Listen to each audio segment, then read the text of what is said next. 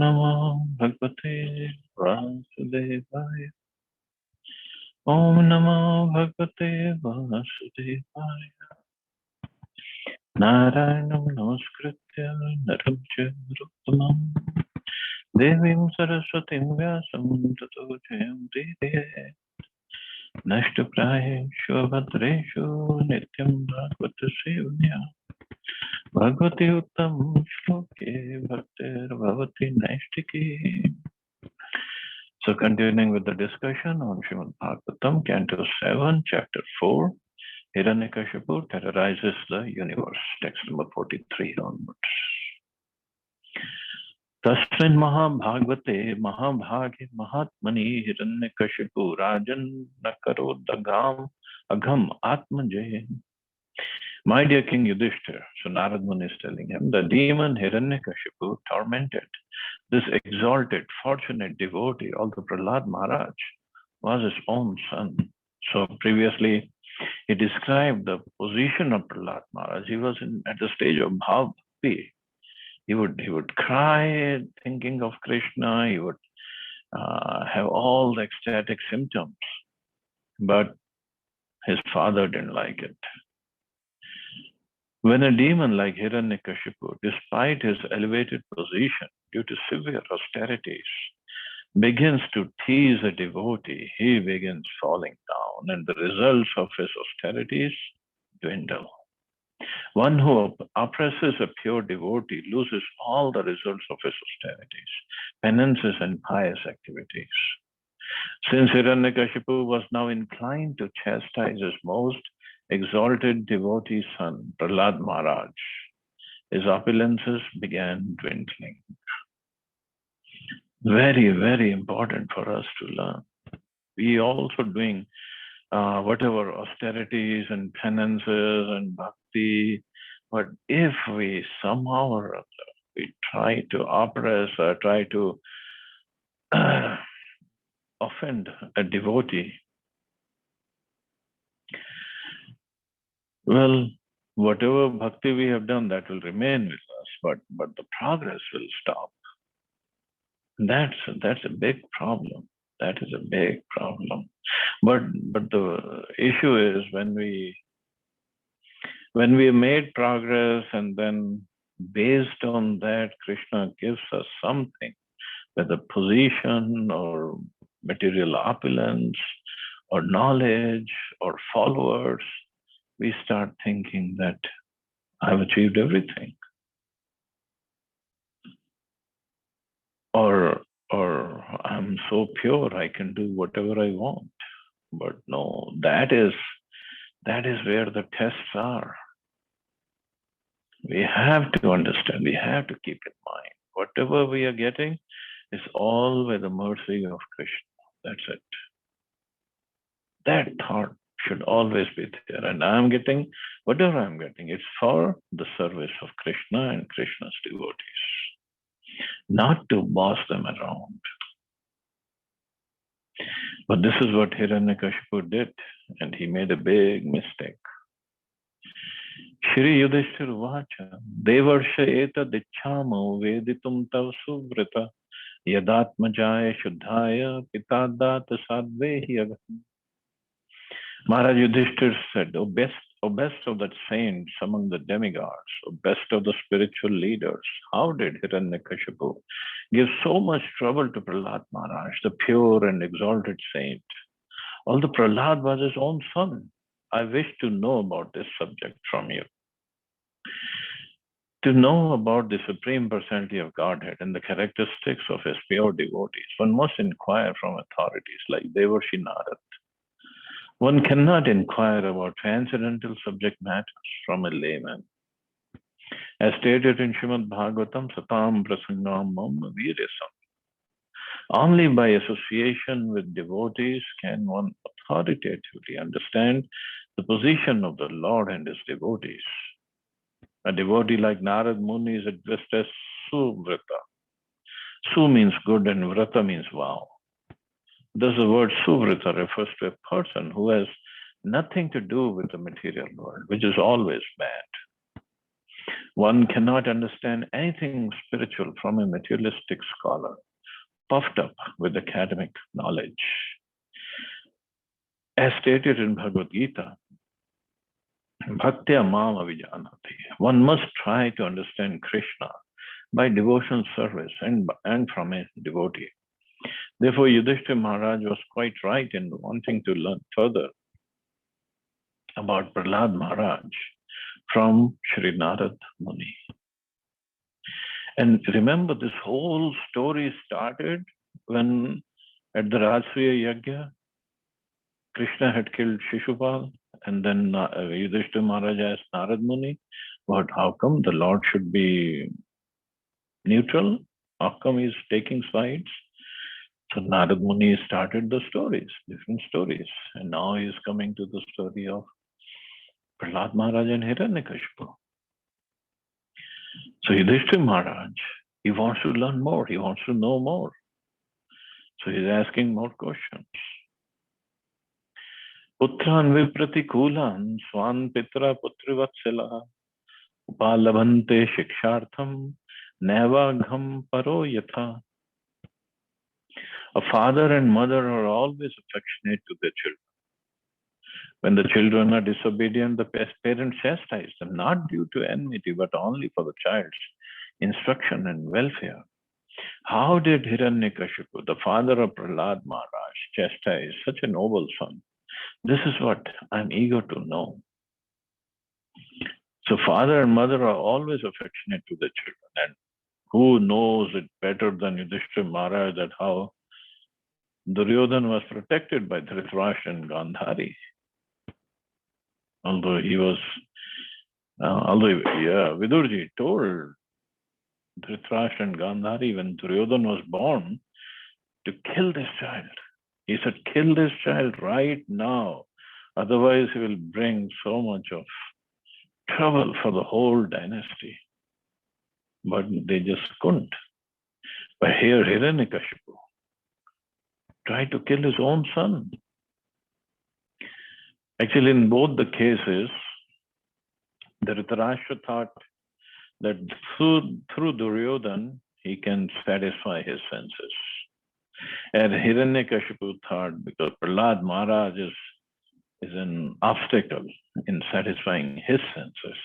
So it's always our senses that are the center point for demons. Kim utanu vashan sadhun stadrishan gurudevatam etat kotuhalam brahman asmakam vidham prabhu pitu putra yadveshu maranaya prayojitaha. Maharaj Yudhishthira further inquired, how was it possible for a father to be so violent toward an exalted son who was obedient, well-behaved, and respectful to his father? O Brahmana master, I have never heard of such a contradiction as an affectionate father punishing his noble son with the intention of killing him. Kindly dissipate our doubts in this regard. In the history of human society, an affectionate father is rarely found to chastise a noble and devoted son. Therefore, Maharaj Yudhishthira wanted Narad Muni to dissipate his doubt. So thus ends the 4th chapter of 7th canto, and we can start the next chapter. Chapter 5, Prahlad Maharaj, the saintly son of Hiranyakashipu. Text 1. Shri Narad Uvacha Porohityaya Bhagavan Vrita Kavya Kila Surah Shanda Marako Suto Tasya Datya Raja Grihantike. The great saint Narad Muni said, the demons headed by Hiranyakashipu accepted Shukracharya as their priest for ritualistic ceremonies. Shukracharya's 2 sons, Shanda and Amark, lived near Hiranyakashipu's palace. The beginning of the life story of Prahlad is recounted as follows. Shukracharya became the priest of the atheists or the demons, especially Hiranyakashipu, and thus his 2 sons, Shanda and Amark, resided near Hiranyakashipu's residence. Shukracharya should not have become the priest of Hiranyakashipu because Hiranyakashipu and his followers were all atheists. A Brahman should become the priest of a person interested in the advancement of culture. The very name Shukracharya, however, indicates a person interested in obtaining benefits for his sons and descendants, regardless of how the money comes. A real Brahman would not become a priest for atheistic men. But this is what Shukracharya did. And he just wanted to please Hiranyakashipu, and if you want to serve them as a guru, and obviously the reason behind it is money. And his sons also, although they were Brahmins, but they just wanted to please Hiranyakashipu, and they accepted so much of money from him. And that was the reason it is said the Brahmins should not take up a job or salary from somebody, because then they cannot speak the truth. So Brahman's job is to always speak the truth, which is good for the person. But if somebody is accepting money for, or he is anticipating money, then he will not speak the truth. And that's why the whole problem started in Kali Yuga, because Brahmins, they just couldn't keep their vows. And of course, with Muslim rule and the British rule, the first Muslim rule, they killed Brahmins, so many Brahmins were killed. And then the British rule came, and the Brahmins were given money, and so many things British did. So it just brought down the Vedic culture completely. Tauragya prapitam balam praladam naya kovidam pathya masatu pathyan anyascha survalakam. Prahlad Maharaj was already educated in devotional life. But when his father sent him to those two sons of Shukracharya to be educated, they accepted him at this school along with other sons of the Asuras. Of course, they could not say no to Hiranyakashipu. Who would want to say no to Hiranyakashipu? Yat tatra guruna proktam shushruve anupapatcha nasadu manasa mene swaparasad grihashrayam. Prahlad certainly heard and recited the topics of politics and economics taught by the teachers, but he understood that political philosophy involves considering someone a friend and someone else an enemy, and thus he did not like it. Politics involves accepting one group of men as enemies and another group as friends. Everything in politics is based on this philosophy, and the entire world, especially at the present, is engrossed in it. The public is concerned with friendly countries and friendly groups, or enemy countries and enemy groups.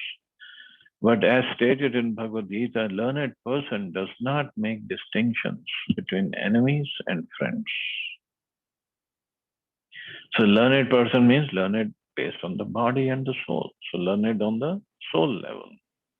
He does not make distinctions. Devotees especially do not create friends and enemies. A devotee sees that every living being is part and parcel of Krishna. Therefore, a devotee treats friends and enemies equally by trying to educate them both in Krishna consciousness. Of course, atheistic men do not follow the instructions of pure devotees, but instead consider a devotee their enemy. Devotee, however, never creates a situation of friendship and enmity. Although Prahlad Maharaj was obliged to hear the instructions of Chanda and Amar, he did not like the philosophy of friends and enemies, which forms the basis of politics. He was not interested in this philosophy. So he had to attend those courses, those schools, and the guru follow the teachings, but he did not like those topics. Because politics is always, okay, this is friends, this is enemy. And as an asura and as a son of the king, or a future king, he was supposed to learn these topics. But as a pure devotee, he did not like that. Ekada asura rata putram ankam aropya pandava paprich katyatam vatsa manyate sadhu yad bhavam. My dear King Yudhishthir, once upon a time, the king of the demons, Hiranyakashipu, took his son Prahlad on his lap and very affectionately inquired, my dear son, please let me know what you think is the best of all the subjects you have studied from your teachers. See, Prahlad, although Hiranyakashipu had 4 sons, and Prahlad was one of those 4 sons, but since he was a devotee, he was always very gentle, very respectful towards his father, although he knew the position of his father, the nature of his father, but he was always very respectful. So obviously, Hiranyakashipu had special affection for Prahlad. Anybody would like a very gentle, very calm, very nice boy. So he asked him this question. He took Prahlad on his lap, because Prahlad was very little, 5 years old boy. And he asked him, what is the best of all the subjects you have studied from your teachers? Obviously, he meant from Chanda and Amar, but he said from your teachers. And Prahlad Maharaj, being a pure devotee of the Lord, he's not going to lie. Well, let's see what happens. Hiranyakashipu did not ask his young son anything that could be very difficult for him to answer. Instead, he gave the boy a chance to speak plainly about whatever he thought might be the best. Prahlad Maharaj, of course, being a perfect devotee, knew everything and could say what the best part of life is. In the Vedas, it is said, Yasmin Vigyate Sarvam Evam Vigyatam Bhavati. So means one who knows Krishna, he knows everything. If one properly understands God, he can understand any subject matter very nicely. And Prabhupada says, sometimes we have to challenge big scientists and philosophers, but by the grace of Krishna, we emerge successful. It is impossible, practically speaking, for ordinary men to challenge scientists or philosophers concerning genuine knowledge. But a devotee can challenge them because the best of everything is known to a devotee by the grace of Krishna. So this is a Prabhupada's position, because if you look at his interviews or look at his conversations with big scientists, philosophers, professors on different topics, and Prabhupada would just defeat them. His point was not to defeat them, but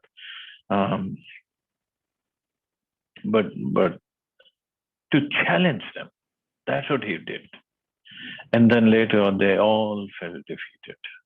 Yes, Srila Prabhupada is right, or Swamiji is right.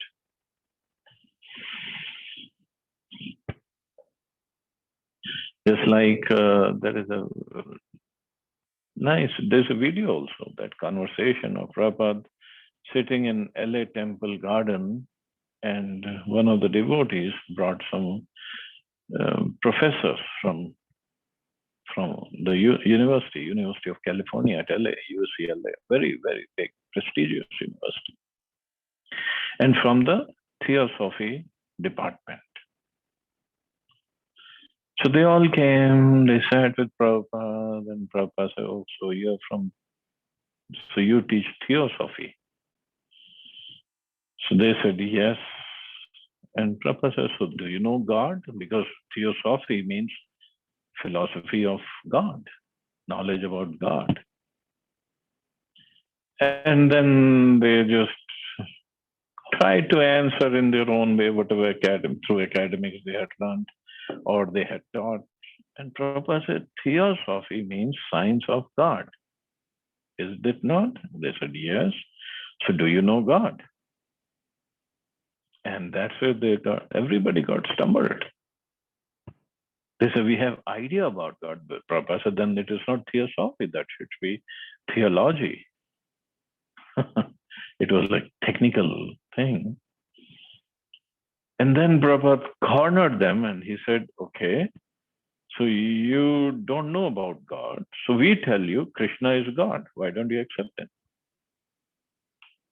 And then they had their own points. Prabhupada said, see, this is how it works, right? We assume something and then you try to prove it or disprove it. So why don't you start with this assumption that Krishna is God? You disprove it. And the conversation went on, and after a while, everybody just bowed down to Srila Prabhupada, all these professors. And Prabhupada did not humiliate them. That was his beauty. He did not humiliate them. He just challenged them. This is real preaching. Preaching doesn't mean we have to show how correct we are. Preaching is how to transform somebody's heart. That's all. We don't need to humiliate anybody. We don't have to prove somebody is wrong and we are right. Well, what good is it, God?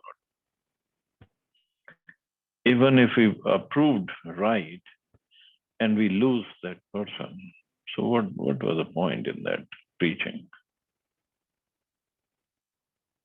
So this is a big art. And Prabhupada said, by the mercy of Krishna, by the grace of Krishna, we emerge successful. So preaching also happens by the grace of Krishna, by mercy of Guru. So when we are surrendered, when we want to serve Krishna and Prabhupada correctly, they give us the intelligence, what to speak, where, when, how. It's very, very important part of preaching. And similarly, we'll see how Prahlad Maharaj answered this question.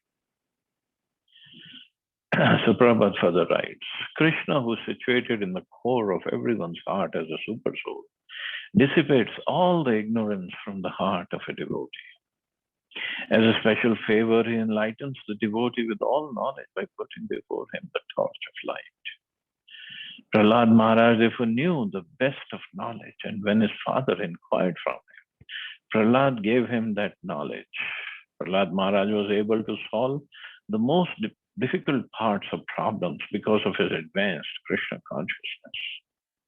Therefore, he replied as follows.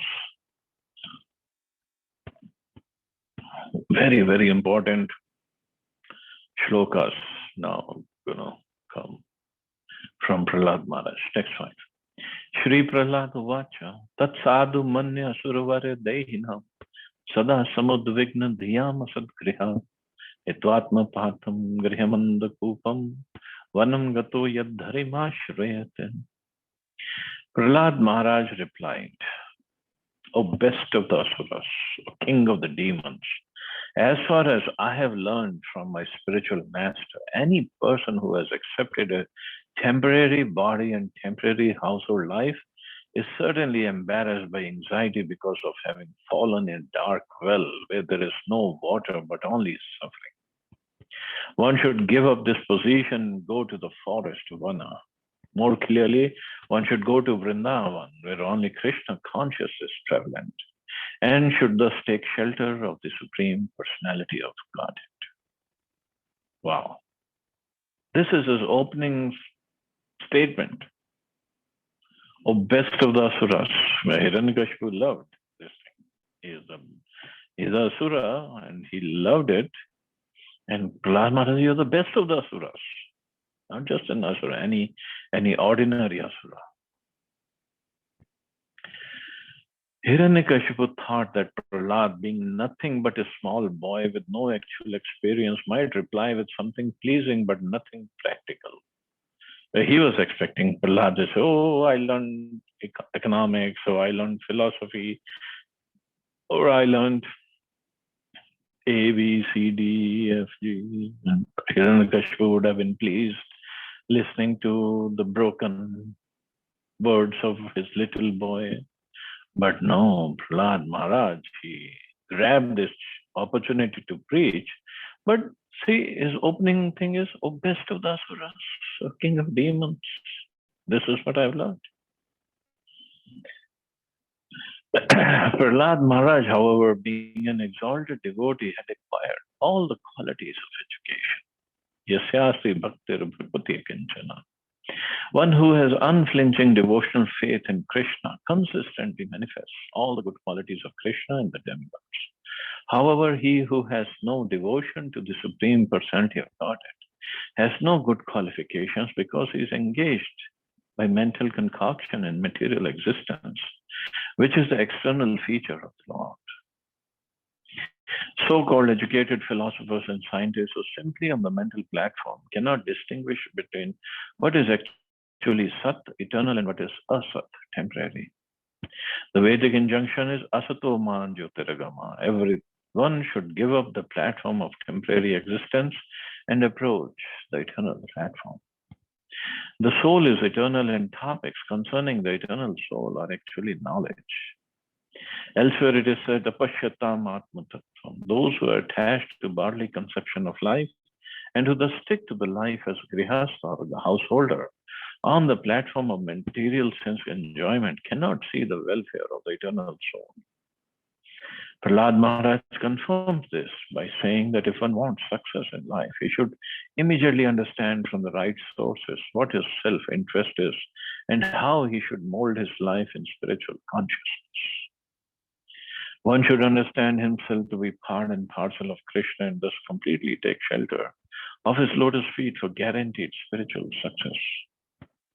Everyone in the material world is in the bodily conception, struggling hard for existence, life after life. Prahlad Maharaj therefore recommended that to stop this material condition of repeated birth and death, one should go to the forest, especially Vrindavan. Not just anyone, but Vrindavan. So this is what he said. So everybody who has taken birth, accepted a temporary body and temporary household life, is in dark well, griham andakupam, where there is no water, but only suffering. So one should give up this position and go to Vrindavan and take shelter of Supreme Personality of Godhead. In the Varnashram system, one first becomes a brahmachari, then a grihastha, vanprastha, and finally a sannyasi. Going to the forest means accepting vanprastha life, which is between grihastha life and sannyas, as confirmed in the Vishnu Purana. So accepting the institution of Varna and Ashram, one can very easily elevate himself to the platform of worshipping Vishnu, the Supreme Personality of Godhead. Otherwise, if one remains in the bodily conception, one must rot within this material world and his life will be a failure.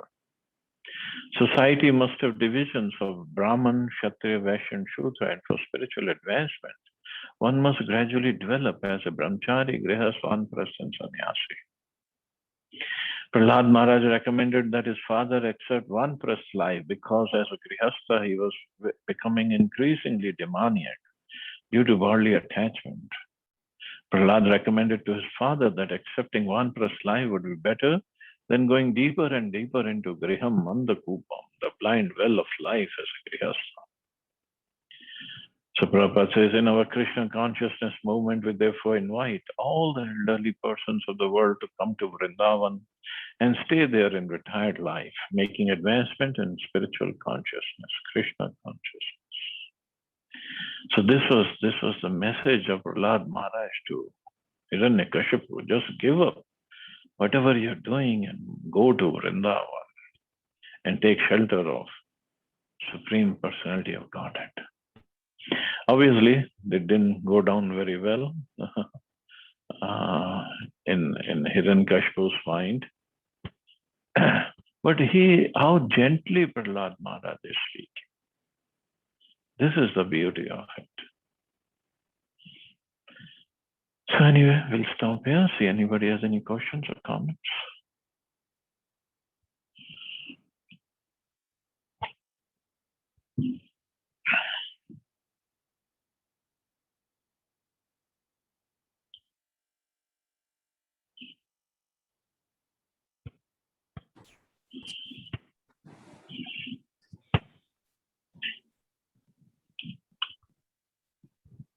Okay, so you all have a safe and wonderful day. Hare Krishna. Jai Shri Prabhupada. Hare Krishna.